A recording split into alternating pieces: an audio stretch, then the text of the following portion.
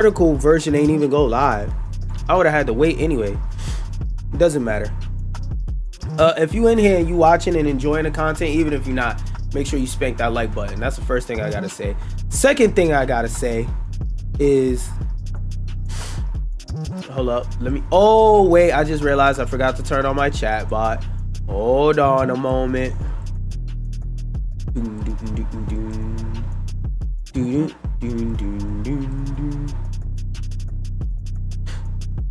Then we can exit out of that. Click this. No. Excuse me. Hit run. Okay, so the application 0 out of 2.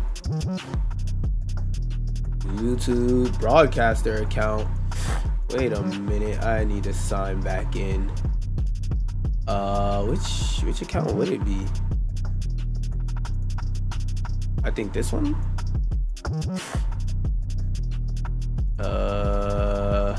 Not stockpile, not quest, not shorts. No, that's the wrong account then. Oh, right, it is this one. Yep, it is this one.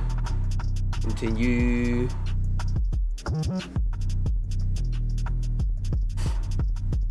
I need to update those tabs too.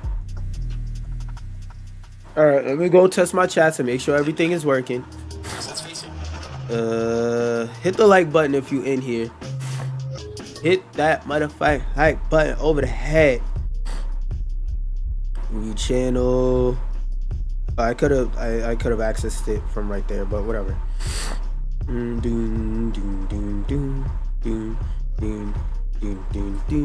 Make sure I can see everything up here. Okay, I can. Second video. Hey! Yeah, I'm getting better at detecting y'all. Stay y'all's behinds up there, alright? Let me make sure I hit the like button on my own video. I can't be no damn hypocrite. So out here spamming to y'all hit the like button, hit the like button, hit the like button, and I don't know how to do it. Shoot, as soon as I hit it, I seen that shit roll up and hit 2 likes. I don't know who did it, but shout out you. Oh, and the last thing I gotta redo is my fucking audio every goddamn stream. See, I'm unprepared today. Like I said, I had to, well, the vertical watchers didn't hear this, but the horizontal watchers did. But I'm gonna repeat it for the vertical watchers. Sometimes I'll be having to cut my stream on and just hit the go button before something distracts me. Which, funnily enough, I get to bring it up again. I was watching, ironically, some TikToks that were probably stolen from a YouTube essay video about how hard it is to read books in this current day and age. Not because I'm illiterate, but because it's hard to pay attention to a book, because when you're reading that book, what's probably in your pocket? This. It's probably 100 notifications going off on your phone from either people texting you and calling you that need your attention to hear you talk to you about something, or it's 1,000 notification pings from different social medias and stuff like that. And I wish I knew the dude's page, but it was off of TikTok that's probably stealing somebody's YouTube essay content. But that's not what we're here to talk about. What we're here to talk about is how Reggie Fils-Aimé discusses what went wrong with the WII motherfucking U. So we're gonna go over this article and read what he has to say, and then I'm gonna commentate on it for those of y'all who are new here. Hit the like button on your way in. While the WII U had some great Nintendo software titles, you know what's crazy about the Wii U? It's the entire Switch's lobby. I mean, it's the entire Switch's every good Switch game was arguably just a Wii U game except for Smash. But let's keep going. Despite the system's unfortunate marketing, Reggie says that the pace of new products we had seen on paper did not materialize on the timetable that we needed. So basically it took them for fucking ever to drop games. That's a fact. The Kyoto-based company was also facing significant pressure both from Sony and Microsoft's new console. If I'm not mistaken, the Wii came out at the same time as the PS4 and the Xbox One. And at the beginning of the Xbox One's life cycle, that shit was put a belt to ass. But over time, as like people who were Microsoft fans coming hot off the heels of the 360 started realizing what was happening, the PS4 started to take over, and them niggas still haven't brought a new console. Trust me, I will get in my licks on a PS4 every chance I get. The company realized during the second year that the Wii U ultimately wasn't going to catch on with consumers and released the micro legacy devices, the NES Mini and SNES Mini, to sustain the business. I still don't know why the fuck they did that. That shit didn't help at all. Wii U was the second worst performing platform for Nintendo, second to only the fucking Virtual Boy. Now, if y'all don't know what the Virtual Boy is, I'm gonna Google a picture of it. And you got 5 seconds. That's the Virtual Boy. This console right here, this clunky, ugly looking shit, that's the Virtual Boy. You know what it was? Alright, I should be back. Alright, I should be back. I'm good. Yep, I am good. Alright, now back to the subject. Alright, bro. Hold on. I gotta manually put this shit at the end for both of them. Why? What is it? It crashed. Y'all can still see me though. What the fuck is it talking about it crashed for? Alright. Since y'all can see me this time, I'll be right back. Alright. I should be good. I should be good now. I'm looking at my bitrate and everything. Am I here? Alright, shout out to me for putting in the effort. Hit that like button. My fault, stream crashed a couple times, but we should be good from here on out. We should be good. If anything, if stream crashes, just reload the page, exit out the video, go back in. I'm gonna be right there. But yeah, for the Wii U to sell as bad as that bullshit,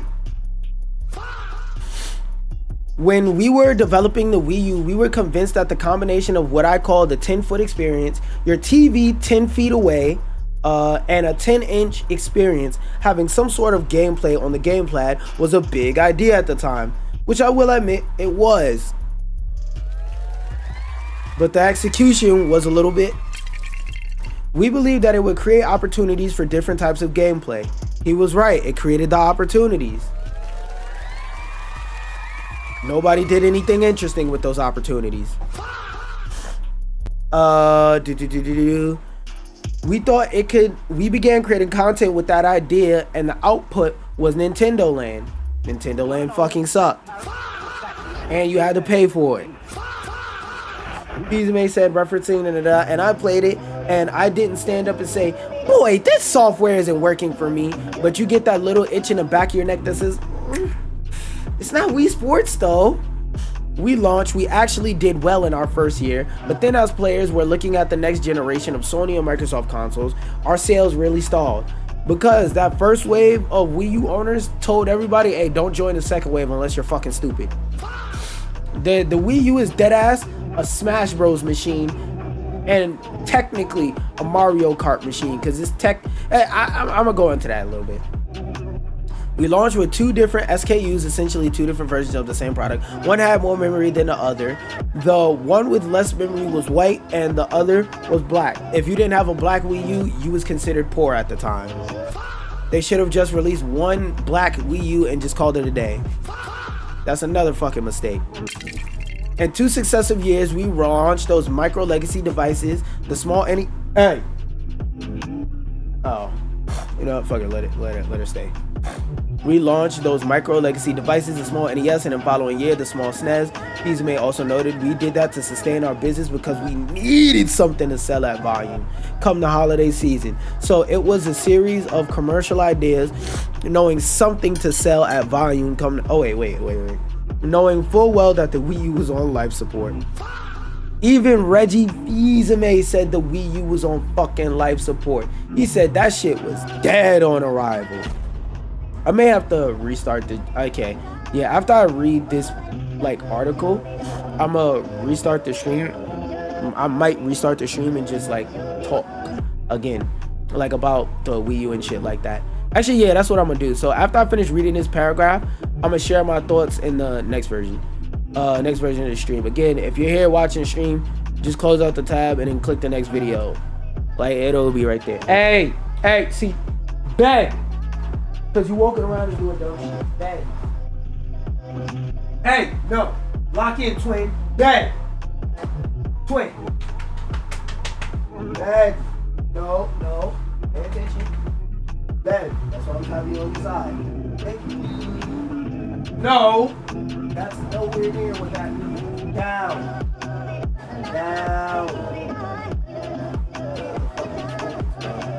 Dogs get the zoomies right when I hop on stream. I swear. Oh, I thought my music cut off. I was about to black. In the end, there were two reasons for this meeting, Fizame revealed. The first is that's when he told me his career was back. At this point, wait. Now jump to 2016. I'm called to Japan for a meeting and I argue with Mr. Iwata because I'd lined up activity for my birthday. He was adamant on the days that he wanted me in Kyoto and I would have celebrated my birthday in Kyoto. Oh, I thought my music stopped. I'm always conscious about my music starting and stopping. In the end, there were two reasons for this meeting, Fizame revealed. The first is that's when he told me his cancer was back. Oof. At that point, we all believed he had beaten his cancer, but he wanted to tell me face to face that it was back. I mean, he did beat the cancer, but it came back, which is something that happens with cancer. I know because my grandmother had cancer multiple times in a row before she passed away. And we talked about that for like an hour, and then he like flipped the switch. Now we needed to talk about the future. Damn, that nigga really trusted you with the keys, which he was right to do because the Switch was a fucking banger. And it was a meeting that we did the launch planning for the Switch. With software that would come out, the pricing, and the Switch is a generational console. I feel like a lot of people don't realize that the highest selling console of the previous generation is the Switch. Which, can we talk about that for a second? I feel like a lot of people don't realize. My shit lagged? Alright, we good. I feel like, hold on, let me put the little Stitch hat on so the Thuties can see it and like it, cause Thuties love this shit. But out of the last gaming generation, I feel like a lot of people don't realize how badly the Switch put belt the ass on everybody else. Like, to the PS4 and the Xbox, I mean, not PS4. Yeah, to the PS4 and the Xbox One, you may not know it because of COVID. The Switch just put belt the ass on that whole console generation. Hold on. What are you doing? Let me let this damn dog out because she gonna piss me off. Majestic, door. I said Majestic. Door.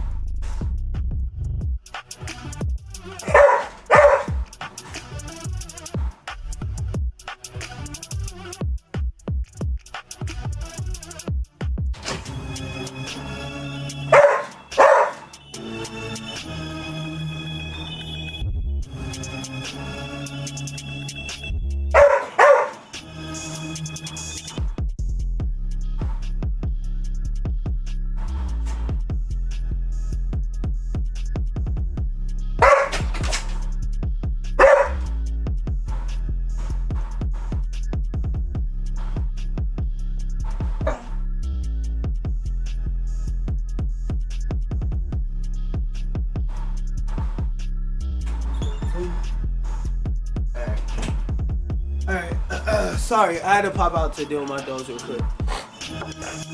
Oh, what's good, JM? What's good, JM? I see you. I had to deal with my dogs real quick. My fault. I am back, though. But what was I saying? Oh, I was talking about the Switch. All right. What mood music do I want to use for this? I know what I want to use. I think I gotta sneeze, though. Hit the like button and say bless you for when I sneeze. There you go. It took me a second to get out. Whether you like it or not, the Nintendo Switch put belt to ass to both PS4 and Xbox One. Let's talk about it. Let's talk about it. Now, I know it may take you a second to realize this, but because of COVID, the sales of both the PS4 and the Switch went up like this. It went crazy through the roof. Now, when it comes to the PS4, fuck you niggas. I don't give you niggas credit for nothing. But the Switch is a very, very, very, very useful console. Now, all of the games on it may run like dog shit, but they run like dog shit in the palm of your hand. So, even if you were playing Cyberpunk at 5 frames per second, you could do it on a train. You could do it on a plane. You could do it while you smoking Mary J. That's an experience that's real hard to beat right now in this current day and age. Also, I see you, Jay. Thank you. Another thing I want to say about this whole situation is Nintendo making a console that's portable. What you have to realize, all right. Let me make it even more simple. What you have to realize is the reason why the Switch is successful is because conceptually it's a crazy console with some crazy good console exclusives. And when it comes to console exclusives, Nintendo niggas, they show up and show out. When Nintendo say there's a new Mario game, Nintendo niggas is at line.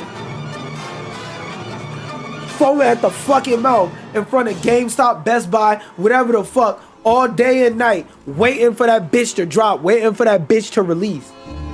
Nintendo fans, when a new Nintendo game come out, they showing up. Unlike niggas who claim to be PlayStation fans.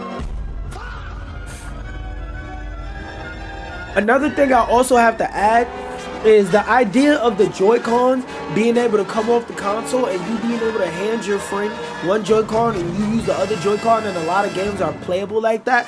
That's also a crazy revolutionary idea once you think about it.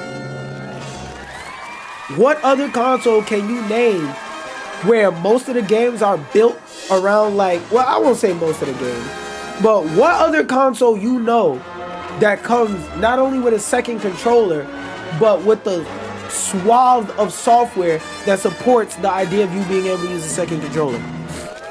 When it comes to features, the PlayStation and Xbox have been lagging behind for a very long time. Like, I am fucking sorry. I don't give a fuck what you do.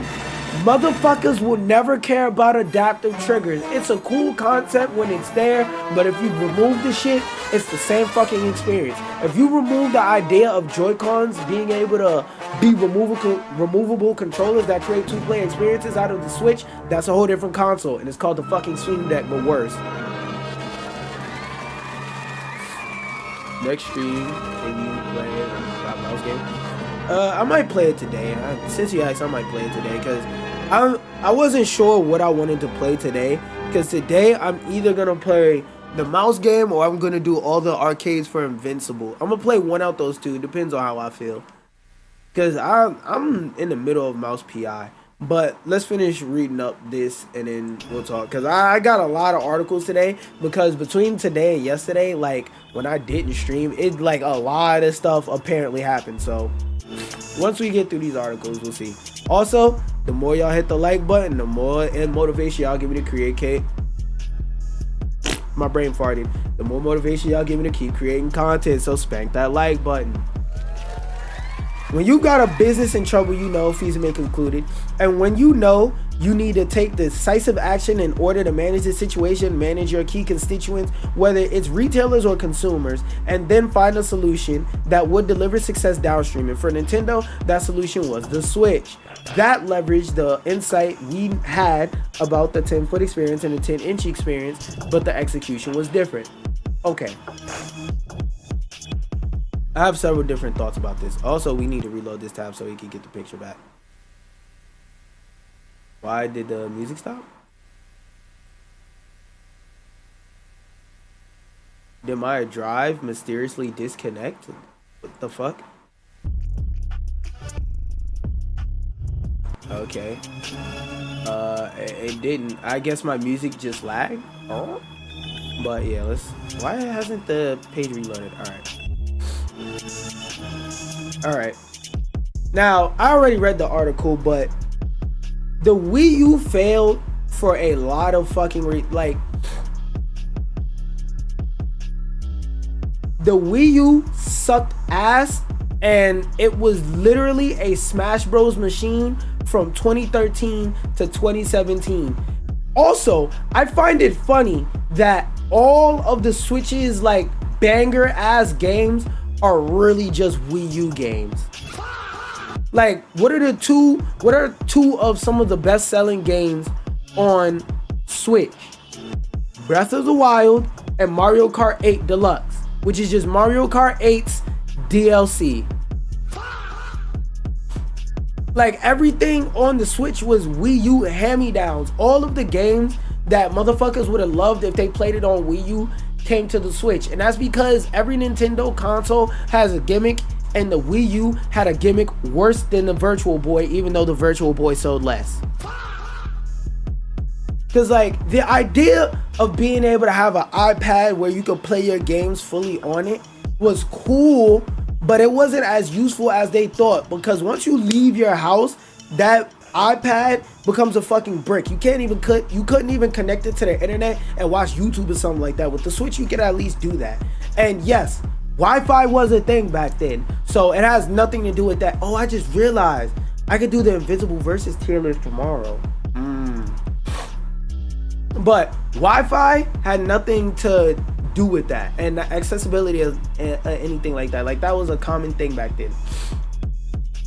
Another reason why the Wii U failed is the branding was weird. Like, if you weren't a fucking nerd, the Wii U didn't make sense. And if you were a nerd, the Wii U still didn't make sense. Because if you're a mom walking into a store with the amount of accessory slop that the Wii got, the Wii U sounded like the tablet was the only accessory when really it was a whole console. And on a philosophy level, the Wii U didn't make sense because, for those of y'all who are uninformed, the name Wii is supposed to have two eyes in it because it's supposed to follow the idea of it's a console built around multiplayer family type experiences. So to turn around and take the multiplayer console branding and then put a U behind it to say it's personalized, I swear I'm not throwing up double oak. It didn't make any sense. It's like saying, oh, we got a sauna with AC inside the room where you're supposed to be sitting in the sauna sweating. That doesn't make any fucking sense. That's what the Wii U's branding felt like. So yeah, I gave you the short version as to why the Wii U sucked ass and why it fucking failed spectacularly. Going on, I better not have to sign up for shit. Oh, alright. Xbox CEO introduces new boot up sound after executive overhaul, but it sounds pretty close to the current one. Oh, this one, I just wanted to remember to listen to it.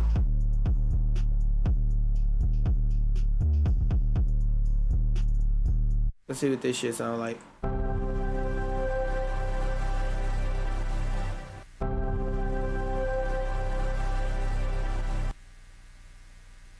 Moving on. Oh, this shit in fucking hilarious as shit news. The GameStop CEO trying to buy eBay says he was banned from eBay, but his page remains live with all the listings. So let me get this straight. You're the CEO of a company and you gotta sell shit on eBay to buy eBay? GameStop CEO Ryan Cohen is trying to acquire auction site eBay for more than $50 billion. By the way, GameStop's valuation is like $12 million. So a $12 million company is trying to buy a $12 billion company is trying to buy a $50 billion company. Now, in school, I got A's and B's in every subject. That's a true fucking fact. But my weakest subject in school was still math. So I may not be the greatest at math, and maybe one of y'all in the comments can tell me. But last time I checked, 12 is smaller than 50. How the fuck are they gonna buy this? Also, one thing I always say, this is not financial advice, but whenever I buy stock in a company, the first thing I think about is what do they do that actually makes money? How do they make the bulk of their income? For example, eBay makes the bulk of their income by getting residual money percentages off of every sale of used stuff that happens on their platform. McDonald's, they make money by selling food. PlayStation, they make money by selling PlayStations and PlayStation games, getting percentages off of that. What the fuck does GameStop make money off of? They don't make money off of games, because I don't know any sane person that still buys games from GameStop. I don't know any sane person that buys used games from GameStop when eBay exists, when Facebook Marketplace exists.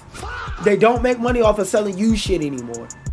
I don't know a single sane person walking by a GameStop or walking to a GameStop specifically to buy a Funko Pop. If they're not buying that bitch off of Amazon, they're buying it in any other place that sells Funko Pops, which could be a comic book store, a mom and pop store, a nerd store. There's a plethora of other places where you could buy nerd gear and nerd items, and people who are nerds are likely to go to the website of whoever the fuck is selling the item in the first place. So what the fuck do they make money off of? Like, this whole purchase, it doesn't make sense. It doesn't make sense to me. Cohen is known for trolling and shenanigans, and they changed the title of this article. That's why it felt weird to read. The GameStop CEO said, "I'm selling stuff on eBay to pay for eBay." Let me read that again. He said, "I'm selling stuff on." Let me make this nice and large for you. The GameStop CEO Cohen said, "I'm selling stuff on eBay to pay for eBay." This nigga is taking the Tommy Hilfiger shirt out of his closet, those old expensive shoes that he got, his Rolex, his yacht, his goddamn house. He's putting all that shit on eBay to try and buy eBay. This is like me working for a crack dealer and selling crack under them to make enough money to start being their supplier. This shit don't make any type of sense. This line of logic is so fucking crooked. It's like, bro, like seeing stuff like this makes me understand why a while ago the French CEO was saying, "Oh, the reason why we can't sell games is because all these games are DEI slop." Like, what the fuck are you talking about? It now makes sense. The person above him is just as fucking stupid. Like, what? Like, how does this logic work? This is like if I owned a house and you were trying to buy a house, and instead of getting a job or something like that, you said, "I'm gonna do a garage sale of my stuff in your yard to build up the money to buy the house." What the fuck? What, nigga? Cohen's eBay page includes 36 items, and each of them includes a hand-signed copy of the letter he wrote to eBay. This nigga's selling anything. He doing anything to make it seem like he got a product worth buying. He don't. Just like the entirety of the GameStop store, this nigga ain't got shit for sale of value. And if he do, he gonna charge the fuck out of you for it. Nigga gonna charge you $1,000 for a page of an old comic book that don't nobody fucking want. Cohen's eBay page included, past tense, 36 items, and each of them includes a hand sign, and talking about how he will massively cut costs to help make eBay a legit competitor to Amazon.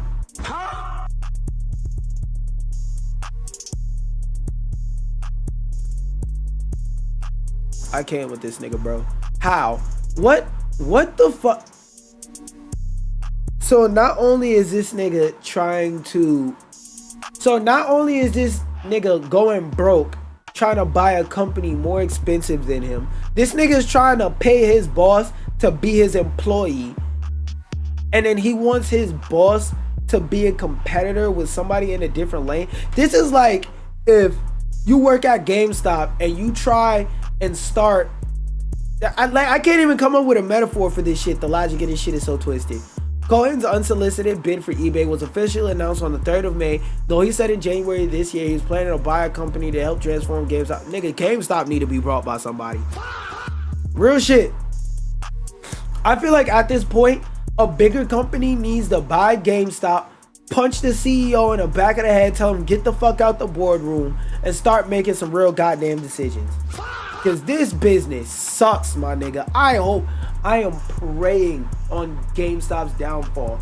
GameStop is the only enthusiast store that enthusiasts hate the most.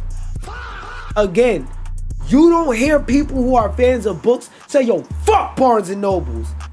Every person who plays video games say, yo, fuck GameStop. Every nigga who fucking, I don't know. You get my point though. Like every nigga who loves, I don't know, movies. Every nigga who loves movies is not screaming fuck Regal. That's not the case. Every nigga who plays games screams fuck GameStop. I don't get it. You don't hear sneakerheads say fuck Foot Locker. You don't hear art fanatics say fuck Michaels en masse. You do it with GameStop. Some key players in the market believe it is indeed foolish. Everybody, nigga, if you have eyes, this shit is foolish. I found a fork in my kitchen this morning too, since we saying stupid shit. GameStop shares jumped on the evening of Friday the 1st, May 1st, after the Wall Street Journal reported that he was looking to buy eBay. Why the fuck would the stocks jump? Anybody who bought this GameStop stock is a fucking idiot. This is not financial advice, by the way. It's a fucking idiot because, again, what the fuck do they make money off of? What the fuck made you think these niggas was able to buy eBay? GameStop was confirmed the deal proposal, including the big debt, on Sunday to May 3rd. eBay shares followed a similar pattern and are also up over the past. At this point, eBay could buy them bitch ass niggas. The company's president and CEO recently sold millions of dollars worth of company stock. GameStop started acquiring shares of eBay in February this year and currently owns about 5% of eBay. Cohen's proposal is to buy 100% of eBay at $125 per stock in cash. It's not gonna happen. I don't know, bro. It's not gonna happen. GameStop as a company has a market cap of around 12, and compared to eBay's 46. Cohen said that the $20 billion in debt financing from TD Bank. You're not getting a bank loan. You're not getting a bank loan. Like Captain America and Falcon and Winter Soldier, you're not getting that loan, buddy. Banks give out loans based on what they believe you can pay back. Quite frankly, I don't know how the fuck your stores are still open. GameStop also has about $9 billion in cash on hand. No, you niggas don't. You got $9 billion worth of Funko Pops in your stores. Every time somebody walks into a Lego store, every time somebody walks into a GameStop, the first that happens is they trip over a box of Star Wars Legos and go, ain't shit in them fucking stores. Don't nobody want to buy them Minecraft foam swords. The fuck out my face. In an interview with CNBC, which featured bizarre moments, Cohen said GameStop could issue more stock to help pay for the proposal buyout of eBay. Cohen later appeared on blah blah blah. Do they have that clip? Because I saw that clip. Alright, damn, they don't have that clip. Because the rest of this is just gonna talk about that clip, and if I don't have it, it's no point in talking about it. But that GameStop CEO, that nigga's stupid. I was gonna do something more with this, but I'm not. And for Stranger Than Heaven, do I watch that now? Yeah, I'll watch Stranger Than Heaven now. I've seen some of this, so my reaction is not raw, but in case I make this a separate video, oh wait, hold up, let me lower my table down. Dollar per daisy. I'll keep the music on.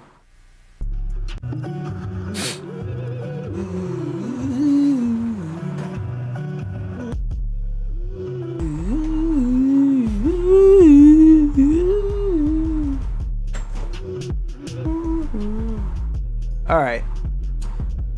Stranger Than Heaven is a game that's supposed to be coming out winter of this year, and I seen a trailer earlier this year at an Xbox showcase, and I'm excited for it. I'm happy for it. I'm looking forward towards it, and we haven't gotten an exact release date, so if you're watching this video for that, you're not about to see that. But what I do want to see is you hitting that motherfucking like button so I could go With that being said, let's hit that play button. Let's watch this shit. Oh wait, no, this is not the trailer I'm supposed to have. Hold on.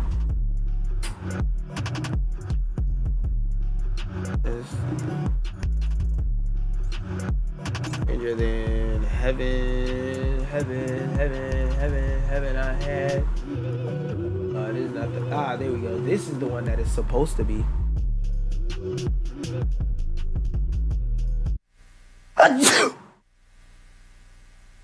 Okay, we get it, nigga. It's a mature game. Kunida.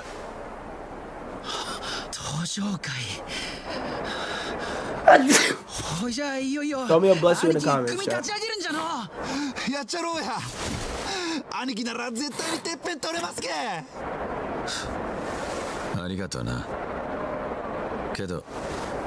Oh shit.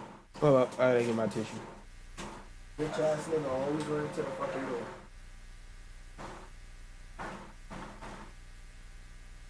Ah shit, this the end of the road. Oh, fuck it. We ball. Huh? 俺たちみてえなヤクザも帰る場所のない連中が生きていけるそんな場所があったらいいって思わねえかねえだろそんなの I don't だから作るんだよ Okay, okay, I fuck with it. He said I'm gonna lead my people to freedom by creating a town where we could all be free. Just don't do that shit in America for black Americans, because we know what happens to that shit. If you know, you know. If you can hear it, you can hear it. That right there, that's the Japan you've been dreaming about. That else D-O-double-G. In heaven. This little title track they got for Stranger Than Heaven, that shit is hard. Oh, buddy. Come here. Go lay down. I love you, baby. Down. Thank you. You don't like your kind. Damn. I also wonder, how is this mechanic where you're playing in different time periods gonna work? Like, are we gonna be time traveling? Is it gonna be the story cuts to different people in the same family that were a part of this clan and whatnot, and showing you the history of it from rise to success, where it's at its strongest point to fall? Like, that's what I really want to know about this game, because story wise, that's the thing that interests me the most. And also, I heard something really cool about the gameplay that we'll get to in a bit. What's your story? Just a poem for the Yakuza. Some things never change. Boy, never changes. Obsessing over one man's death. This combat looks fucking crazy. Niggas hitting him with the BBC hammer. Yeah, beat his shit and smack that nigga with the ruler. He should have turned in his homework on time. My life can't ever begin. Strangers in heaven. I'm from the west coast of LA, but I'm in Japan, nigga.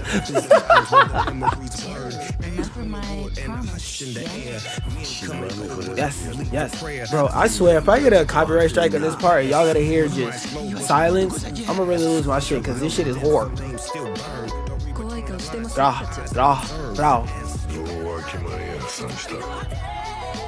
Strangers in heaven.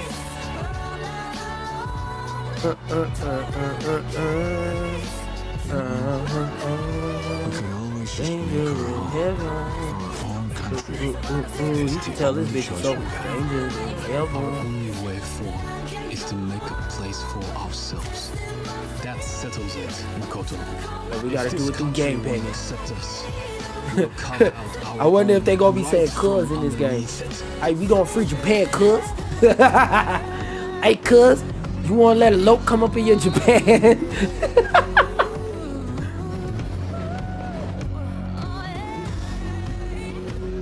Hurt. This is around the part where I started seeing it, like the trailer. This combat looks fucking smooth, especially learning what they gonna do with it. Oh my gosh. This feels like it's not in the right quality. Hold on.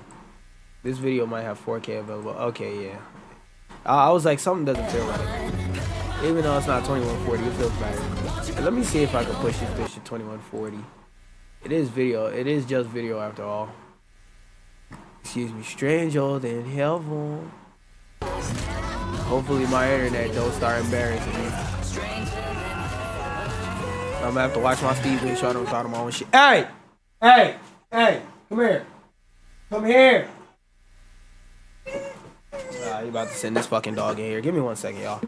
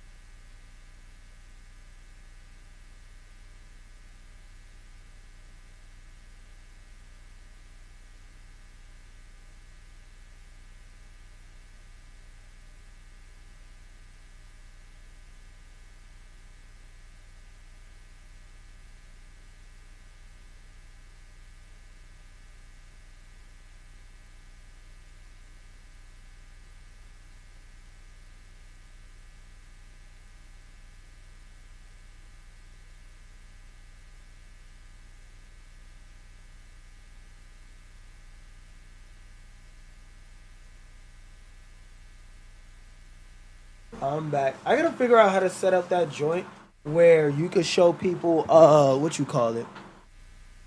How to set up that joint where you could show people clips whenever you have to leave or get up. But I wanna do that for like my TikToks. Anyway, back to Stranger Than Heaven. Stranger Than XXX Heaven. Come on, join the fun. It's our homecoming after all. It is our homecoming. This is my home, and nothing's gonna change that.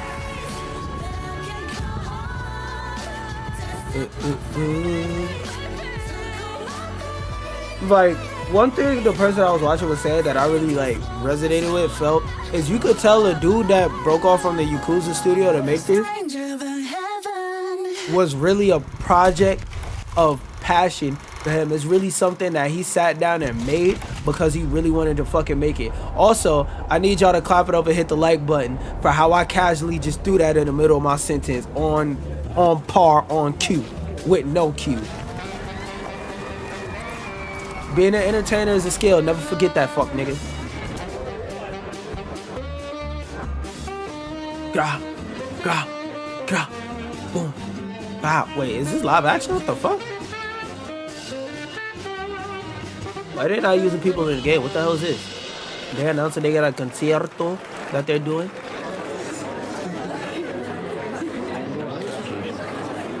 What the fuck is going on? Yo, what's good? I am, however you say his name, RGG studio head and executive director of Stranger Than Heaven. Wait a minute. Bang!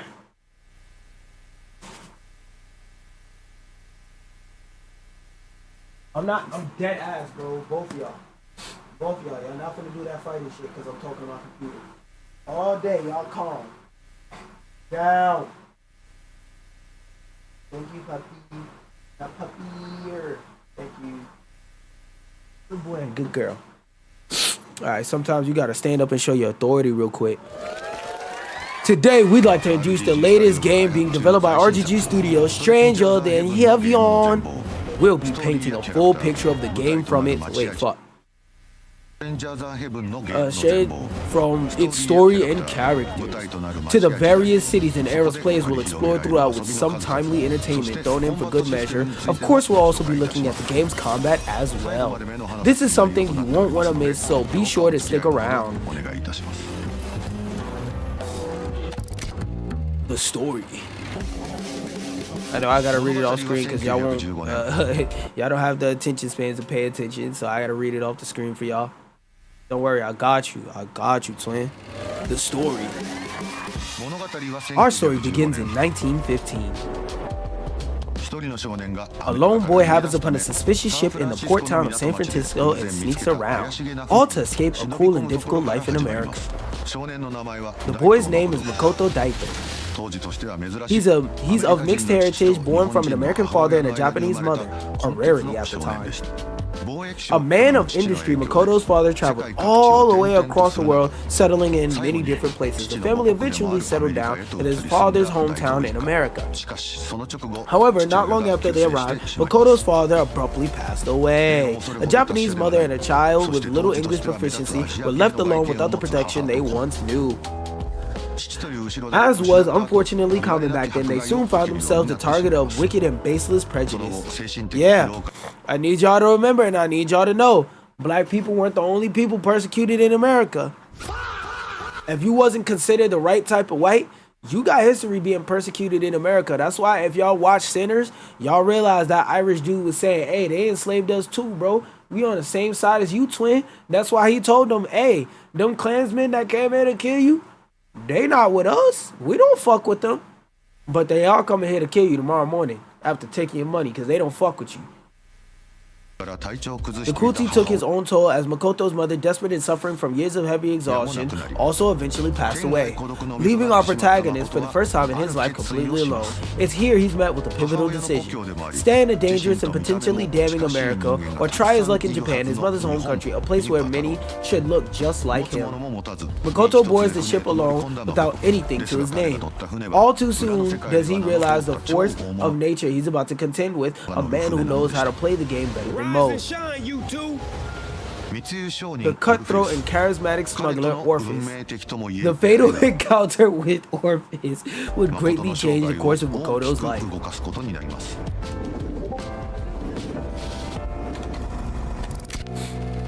Orpheus, which is really Snoop Dogg. They really trying to sell the fact that Snoop Dogg plays Orpheus, so this motherfucker better kill it.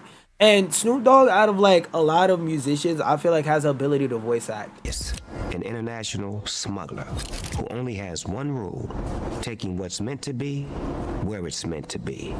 If you want it, I can get it for you. See this fella here? Oversee pimping.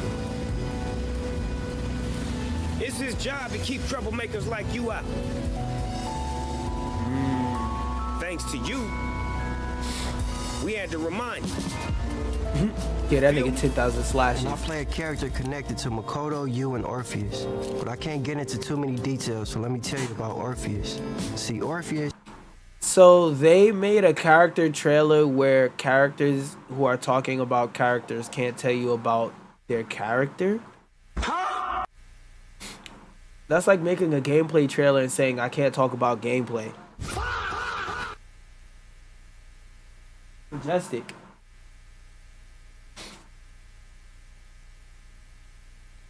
Hi. Please relax. Buddy! Bed! Yeah, I see you. Bed! Bed!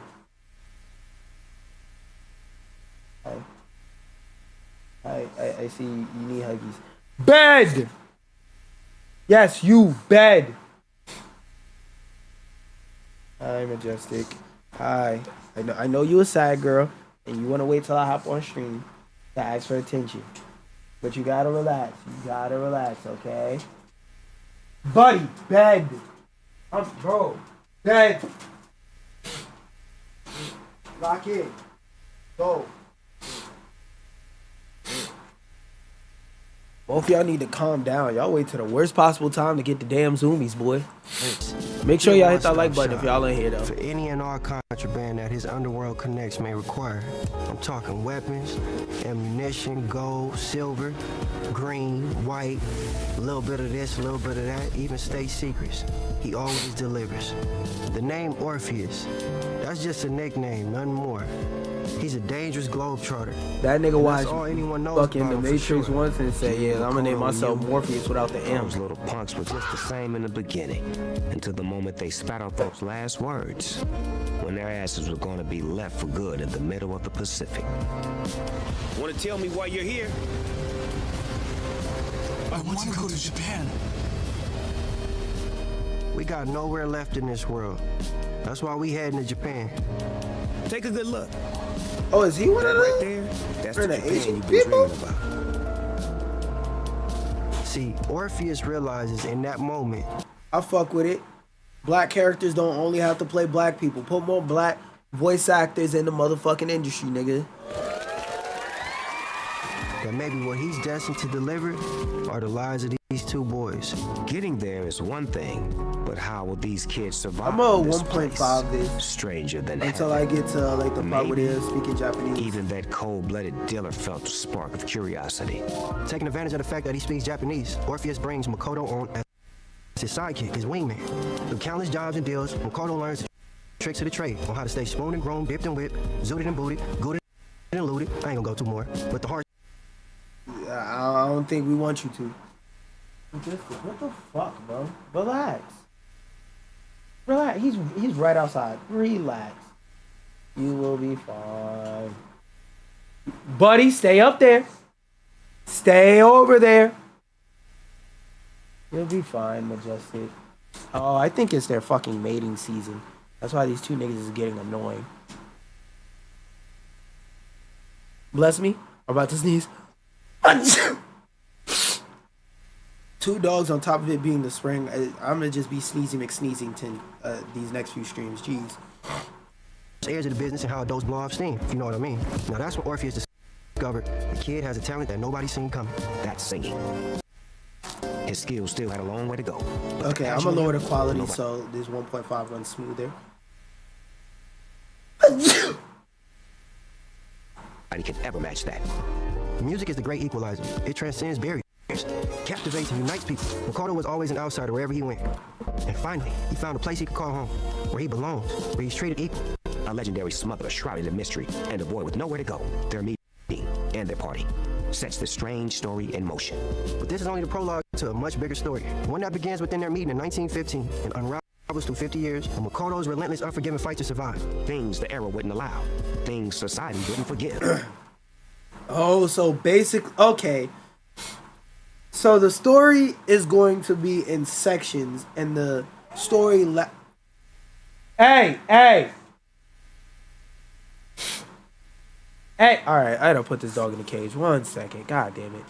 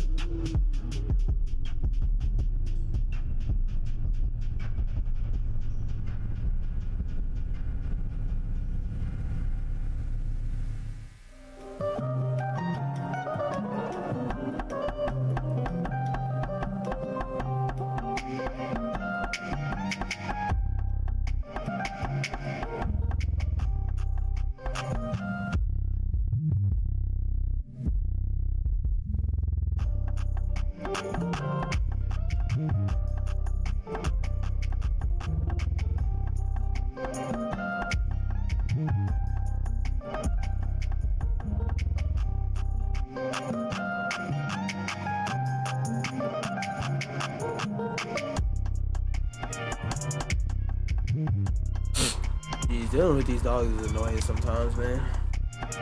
'Cause sometimes they're peaceful creatures, and then you play with them, and then you have joy. Then there's a time where they just act fucking annoying, and that shit is aggravating. But back to Stranger, the Helvion. Drawn together across time. Strange twists of fate. It's the story of men who fought, clawed, and struggled to carve out a place for themselves in a Japan undergoing violent change. So keep your eyes on the characters we bring to life, on the choices they make, and the paths. Oh, that's right. We're gonna be playing. Oh wait, I gotta get up and get my water. So you're gonna be playing Japan through a lot of different eras since this goes over 50 years. And one of those eras that you're gonna be going through is like World War I and II, which both of which Japan was very involved in and had a major cultural shift due to the fact that what's it called? Oh, due to the fact that a lot of foreigners started coming into Japan and the culture started changing and whatnot. Japan's pretty slick, ain't it? Welcome to Japan, fellas. 居場所のない少年と居場所を持たない男の出会い。 Oh shit. Hold up. I need to read this shit. Playback speed. 居場所のない少年と居場所を A 持たない boy with nowhere to go and a man with nowhere to belong. The one moment in time with this one moment in time will set the tone for the entirety of young Makoto's life in 日 Japan. 本という場所でどうやって生きていくのかを決めるきっかけとなるのです。そしてもう一人 Granted, この these 男 aren't と the の出会 only いが players in 誠の Makoto's 人 story. 生 Oh my fucking god.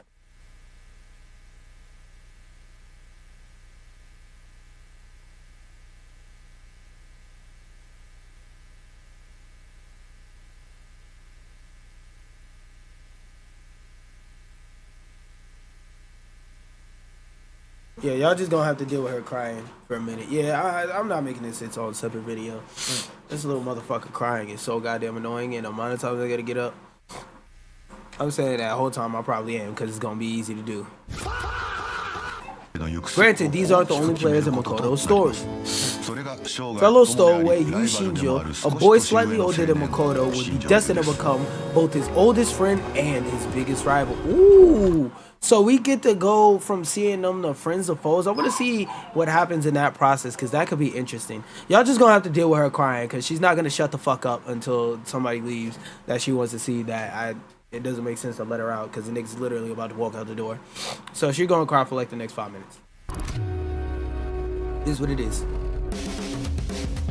A man of mixed Western and Japanese heritage, Yu has grown up in a world that doesn't quite know where to place him, not unlike Makoto.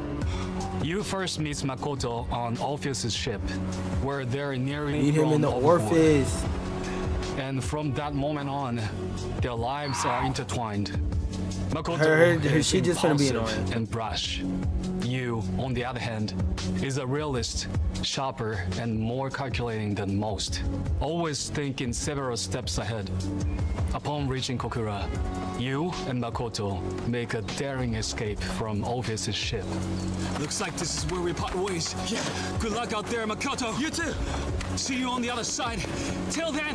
While Makoto faces extreme hardship adapting to a new language and culture, Yu adapts rather quickly and even finds work, becoming quite comfortable as a Westerner in Japan. I see you got a new getup. You're working here now? I am. And I see that you're exactly the same.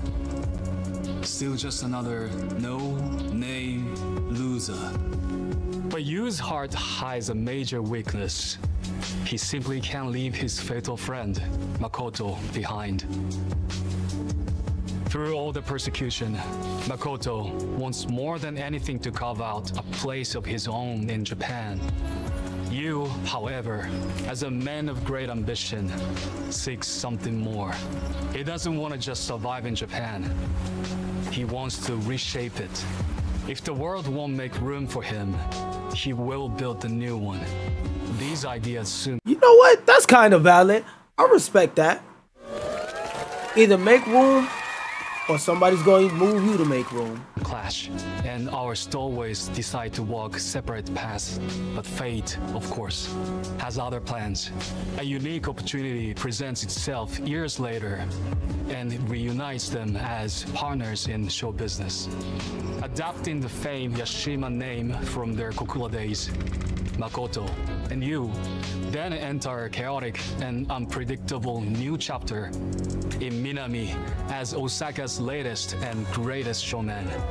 Here, Makoto, with years of Yakuza experience from his time in Hiroshima, becomes a true force to be Ooh. as he tangles with Osaka's many crime I wonder how syndicates shooting and is going to even work out Italian in this mafia. game.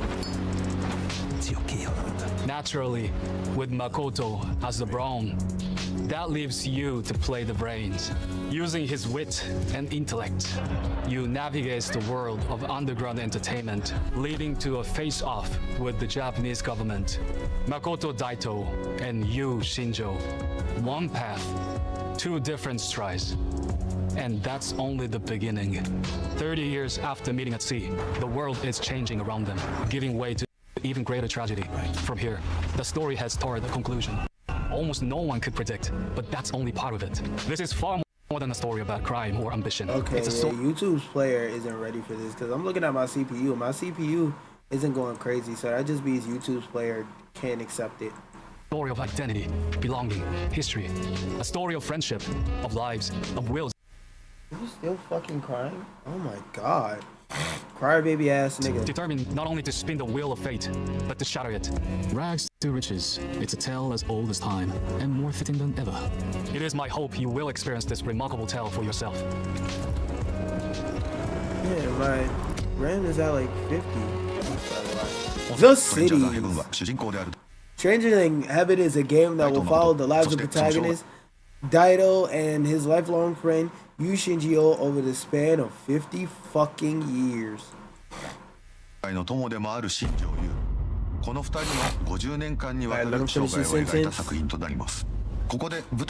then, allow me to introduce you to the many cities and stories. Wait, I don't get the end. Many cities their stories take place in. The one that begins it all is Kokuro Furukawa in 1915. The very first stage of Stranger Than Heaven is here, the destination of Orpheus ship and major industrial area in western Qaptain. Excuse me. At a time when modern entertainment, when was spelled wrong. Modern entertainment was absent in Japan, which might have been a good thing. Kokuro was bustling with eager job-seeking workers from all over the country. Drinking, gambling, prostitution, you can bet this city had it. Oh damn, are they saying you gonna get the fuck bad foreign bitches in this game? Hey, I don't know, man. Ball and gun gamers are gonna like the idea that you can engage in prostitution in this. This might give GTA 6 a run for its money after it inevitably wins Game of the Year.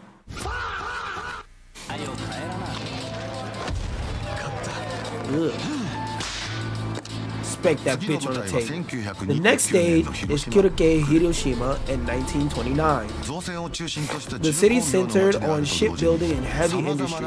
It also functioned as a social hub for various countries, giving it a unique atmosphere. While entertainment like movies was spreading fast and Japanese culture was becoming more and more modernized, it was also a city controlled by one of Japan's leading Yakuza organizations. A labyrinth of underground waterways and hilltops adds even more thrill to the adventure. So there's going to be a lot of different environments to traverse through. Our story then moves to Japan 1943, a Minami Osakama, one of Japan's top entertainment districts. My voice is getting more slurred the more I have to read. Amid tense world affairs, a visit to Japan's underbelly quickly reveals just how steep and foreign culture the country had become. People may praise Japan on the surface, but behind the scenes, foreign cultures take the spotlight. That's even true till to this day. And all while the Yakuza and Mafia compete for control from the shadows. A new era also means new forms of entertainment unlike anything Japan has seen before. Little girl, go lay down. Oh, my fault. Maybe that's something I heard in the game. My fault. Sorry, girly. What the fuck? Did they have you try to pump down water bottles? That's such an American concept to use a shotgun to take down a fucking water bottle. After this, the scene shifts to 1951 and Adami Shiozaka, a farm famed tourist destination. And lastly, our story closes in Tokyo 1965 and Kombucha Shinjuku. I don't know how to pronounce that shit. A tremendous secret will be revealed there, so also allow us to share gameplay elements from this portion another time.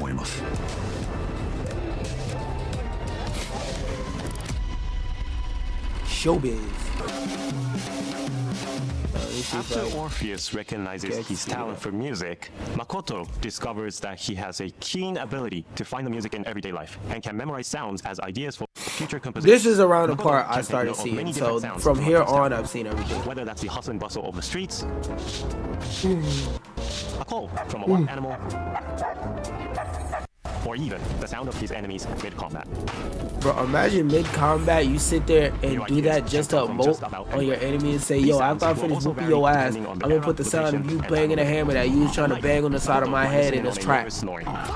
And that bitch gonna go platinum. And you ain't getting no residuals, pussy. Or distant howls echoing from afar. The list goes on. By collaborating with various composers he will encounter, Makoto can combine and arrange these sounds he has gathered to help create original compositions. At first, Makoto gives singing a try for himself. So, you sing or no? Yeah, No. I guess I do. Then you might try making some money with it. What? However, he later finds his true calling as a showman, producing and managing gigs and performances for other artists. Find a singer with talent and do all you can to make Yeah, get this bitch a second to load. This shit loads and funky. They call that a showman. This video is actually supposed to be As a 4K. showman, Makoto will decide the structure of each show, Oh shit. handle the promotion, This is basically the Ballad of the Gay Tony. I see the GTA influence and I think I like it. earning more and more money with each success. Another key element of being a showman is scouting those with a gift for music. By gathering info from around town, Makoto can find new singers and musicians to take part Oh in my his god, productions. I'm gonna have to do a trailing As the mission story listening progresses, to people Makoto will grow to close to a wide find range out of who's individuals, the next each talent. possessing Oh unique my and remarkable God. abilities. Still, among all this new talent, That in shit's Makoto's life gonna as be showman, a the whole most 10 hours impactful and a are 20-hour undoubtedly the singers. story. Some who you may know already.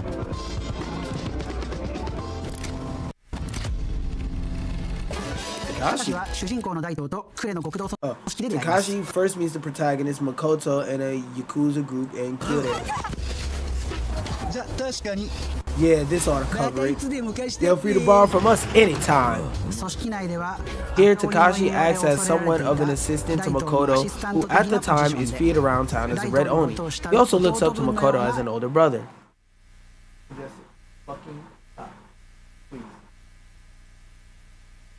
Thank you. He left. Majestic, you heard me? He left. He's not here. He at the other house.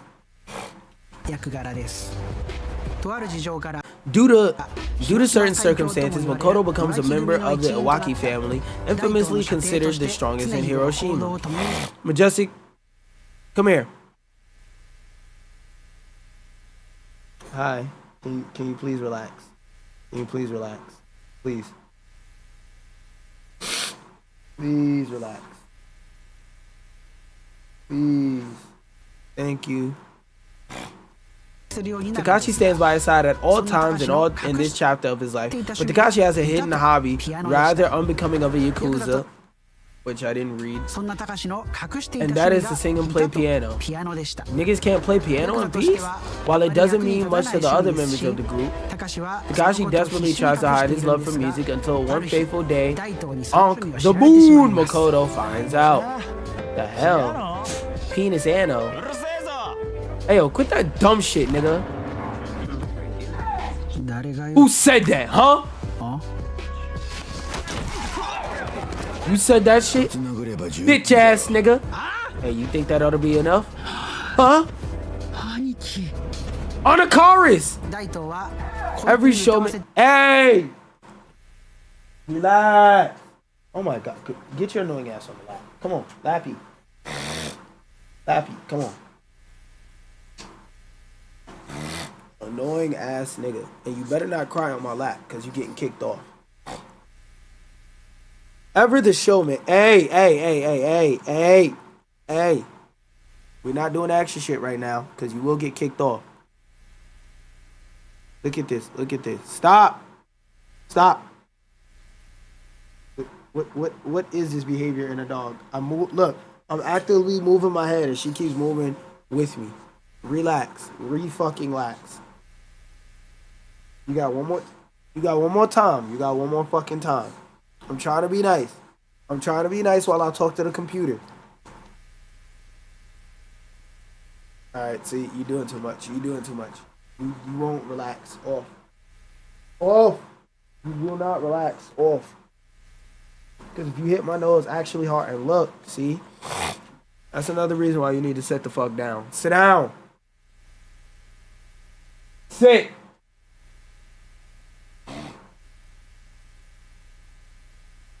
Come here. Ain't nobody out there. Sit.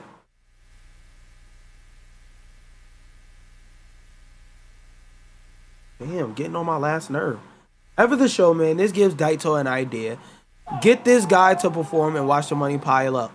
All right, you're going to the fucking corner. You're annoying.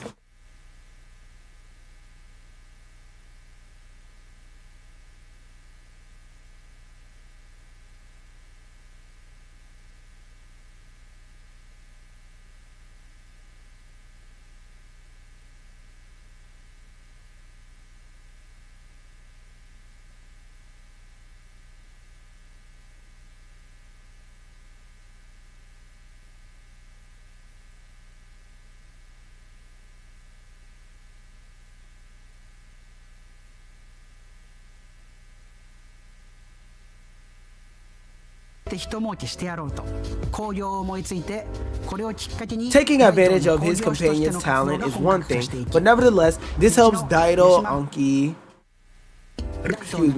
cement his own gift for showmanship. This later opens up the doors to both Yashima Entertainment and the Tojo clan, making this a major turning point in our story. What kind of songs will Daito and Anakaris create? How will players change them up? We'll see, nigga. He didn't say nigga, but. And just what role will I play in all of this? You're gonna voice it. That's the role you play. Of course, there are other important singers in this story besides Takashi, and their roles are just as vital. Oh my fucking god. I swear to god. I can't, I don't be making this shit up. I don't be making this shit up. Y'all see, every time I fucking cut the stream on, I get 100 notifications. Oh!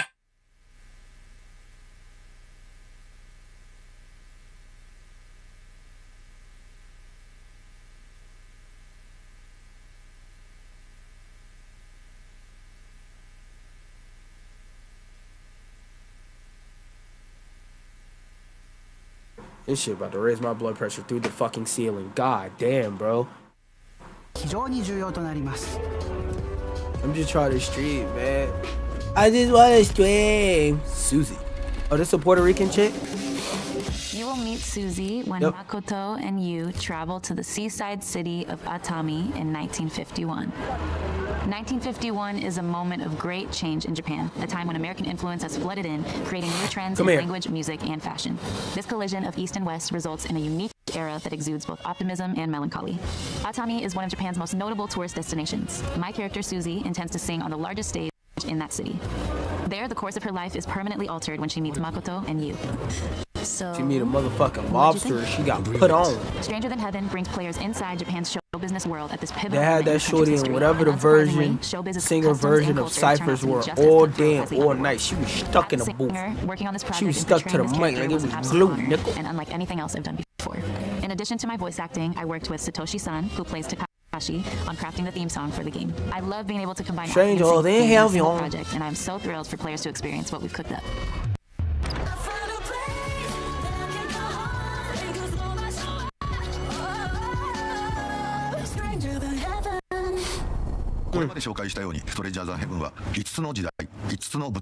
Oh shit. No! Off! Stop that.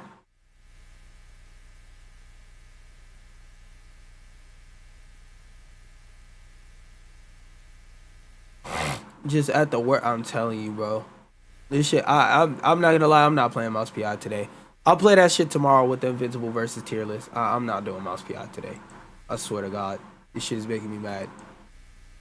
This shit is making like what's supposed to be a 30-minute video, 20-minute video last way longer than it's supposed to. So far, we've seen that Stranger Than Heaven is a work that depicts the lives of two men over 5 eras, 5 stages, and 50 years.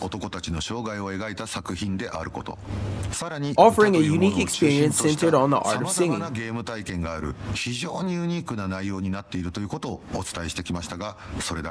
But that's not all we have in store. Behind his music-making persona, Makoto's... Wait, did I slow it down? I just dissed you. His true self is embodied by things, his indomitable spirit and his incredible fighting ability. With that, let's take a look at another unique portion of Stranger Than Heaven, his brand new combat system. Okay, this is unique as shit. combat in Stranger Than Heaven. Allow me to introduce our new combat system, which can easily be considered one of our biggest features of this title. The true star of combat this time around is that for the first time, players control the left and right side of our protagonist independently. Meaning, if you want to punch a nigga with your right, you hit the right bumper. You want to punch a nigga with the left, you hit the left bumper. And for the idea of this mechanic being in a... This is like a Tekken, Dark Souls type of mechanic being put in an action game, and I want to see how well they execute it and how well it comes out. I give this creative decision a out of 10 so far. By pressing the controller's RB or RT button, players can launch attacks using the right side of the body, but if it's naturally pressing LB or LT, will use the right side, that is the left hand or left leg.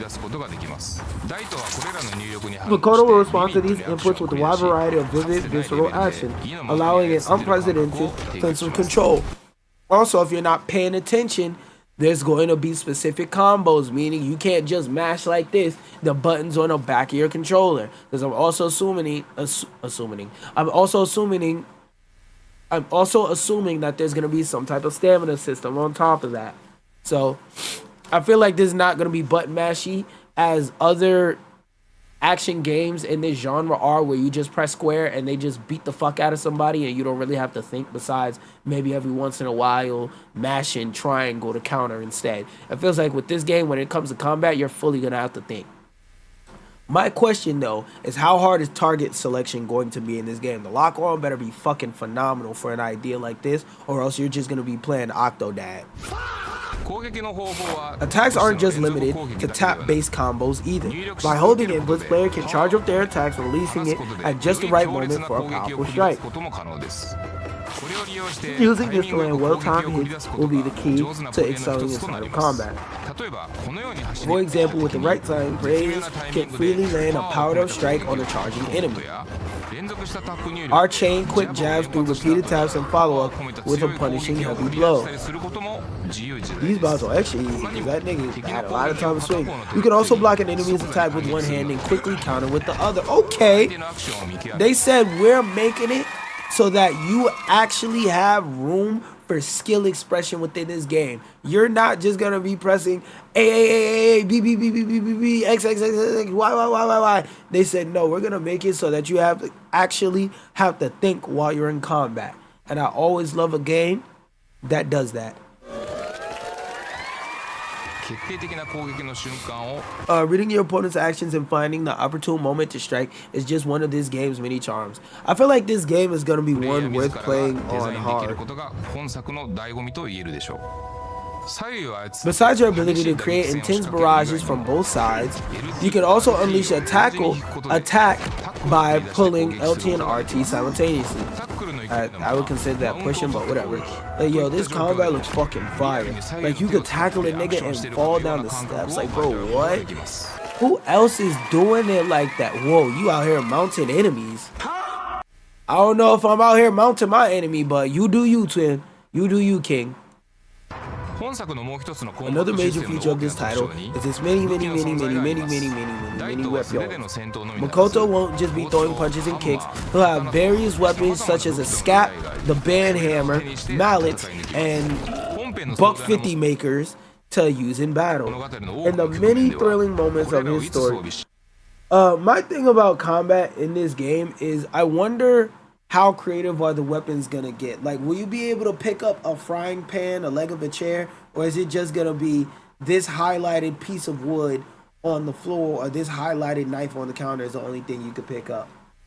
I don't know, we'll see though, but I am wondering what's gonna be the case with that. Deciding when to use these deadly tools of the trade and knowing how to use them will be essential to your survival. I expect that this game is going to be worth playing on hard because it looks like they put actual effort into putting a combat system in this game that's very dynamic. So when this game comes out, if you like hard Soulsy type games, this may also be for you to put on hard. If you're one of those sick fucks that like seafood, this may be for you. Makoto may even find more powerful weapons as he goes through his life. Well, as he goes through life. Yeah, because, you know, guns and stuff like that invented. Also money. These can range from masterworks of old to brand new inventions of the era. Yeah, sledgehammer. On top of that, by using newly obtained resources, Makoto can make these mini armaments much more deadly and even unlock additional opportunity. God damn! He hit that nigga so hard. All bro saw when he jumped in the air was in the arms of... Like, damn, bro. I would hate to be him. Good thing I'm not. Obtaining and upgrading weapons is yet another necessary step in staying alive throughout the game. In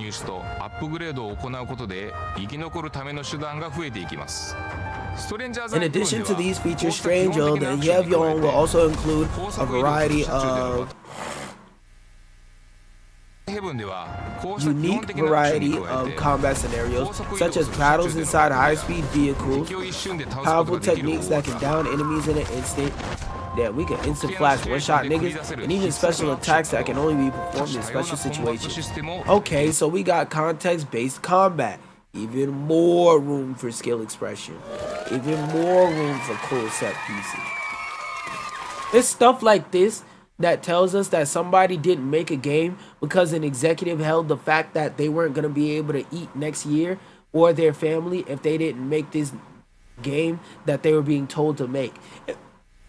It feels like everybody at this studio said, we want to be a part of this creation, and they were willing to be there. This doesn't have the stink, the taint of being a sequel to some bullshit. It sounds like they said, we have a good idea, and we want to spend time fleshing it out and making it good, and they had the room and were fortunate enough to be able to do that, and this is the product of that.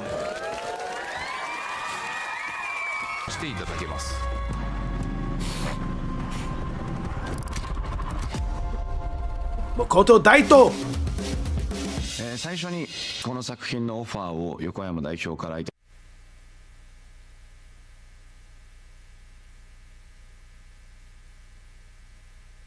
Holy buckwheat, bro. Damn. So much fucking reading. Oh my god. You know this game ain't meant for Gen A. When I was first offered the role of... I can't pronounce that. Son, I remember being shocked, seeing as many of my own life was overlapped with Makoto's. When I was first offered...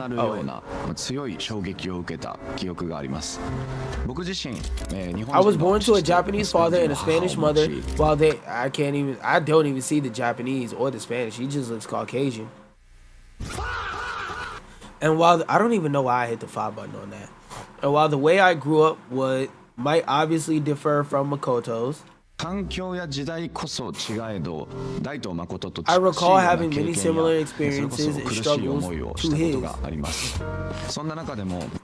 Hold on, let me pick up this fucking garbage and I'll say what I gotta say. One thing I want to say is this feels like a very unique angle for the story, because I can't name many or any at all other pieces of media in terms of an American's perspective that have this same type of struggle or center somebody where part of the story is that they're mixed with American and Japanese. Most of my please stop.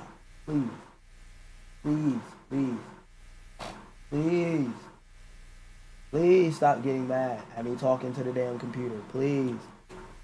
You're okay, girlie. You're okay. I played with you a bunch today. I gave you huggies a bunch today. You're okay. You're okay.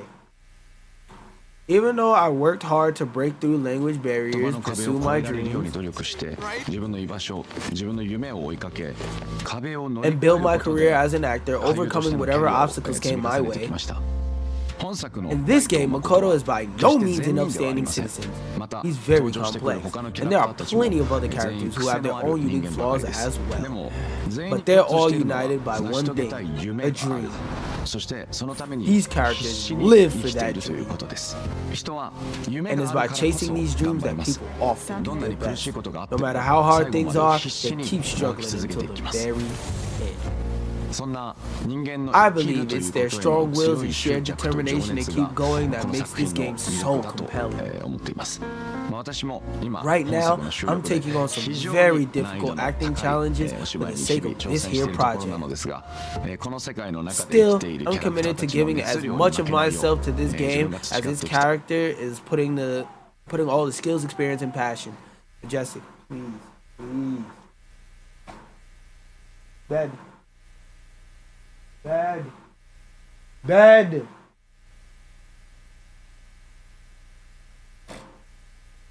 Thank you. Discover something up there about yourself. I've gathered throughout my life in making a game what it's meant to be. She jumped over that, didn't she?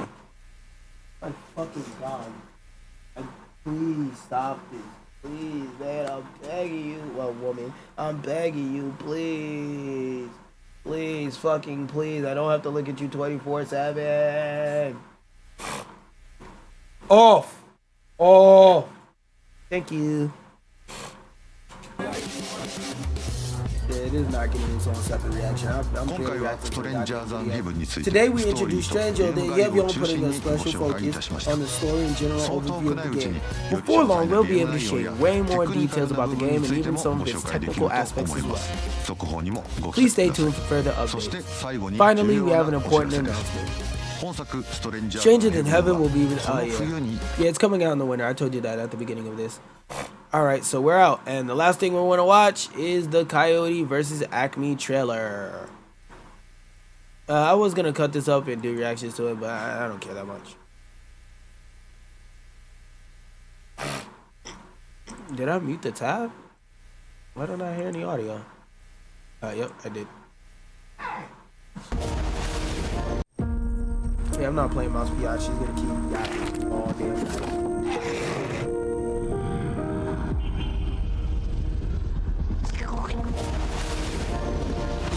He said, meow. That nigga said, meow. Them bitches about to take off in a second, I think. Yeah. Oh, them shits took him off the map. A wholly owned subsidiary of what? Of the Acme Corporation. Have you been horribly injured by a product made by the Acme Corporation? It's not your fault. There's probably someone to blame. The name of the case is Coyote versus Acme. Wile E. Coyote. He is reckless. We all know who's responsible. He. Let me put it back a little bit. Despite what niggas say, I thought I was gonna talk about this longer, but despite what niggas say, John Cena is actually not that bad of an actor. There's a lot of wrestler actors, The Rock, that's not that good actors and basically play themselves in every role. I feel like John Cena is actually able to show a dynamic amount of emotions. You've been settling Acme cases for years. I could probably get you $250 for that. This is your opportunity to really show people what you're capable of. These companies think they can do whatever they want. We're sick of it.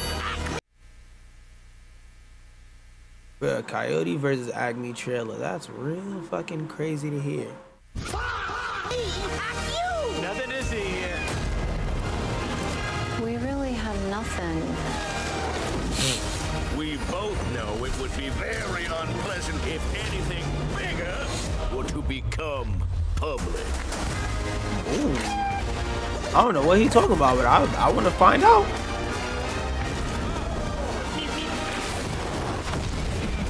You see how she's groaning in the background? Yeah, I gotta cut this shit off very soon. This shit is so fucking annoying. What is up? If I didn't love this dog, I would have definitely strangled her by now. The corporation is releasing this film for account purposes only. We do not condone any of the storylines depicted. Seems like you condone that shit pretty hard. What the fuck else was I gonna talk about? I'll remove these out of the damn queue. And if I want to talk about any of this shit tomorrow, I will. Like, look, this bitch is crying. This shit is fucking stressful. I literally have to cut this fucking stream off and give her constant hugs and attention, or else she will not shut the fuck up, and it's just gonna stress me out. So peace out, y'all. Thank this fucking dog. I wanted to play the Mouse PI or Invincible Versus, but thank this fucking dog. Bye.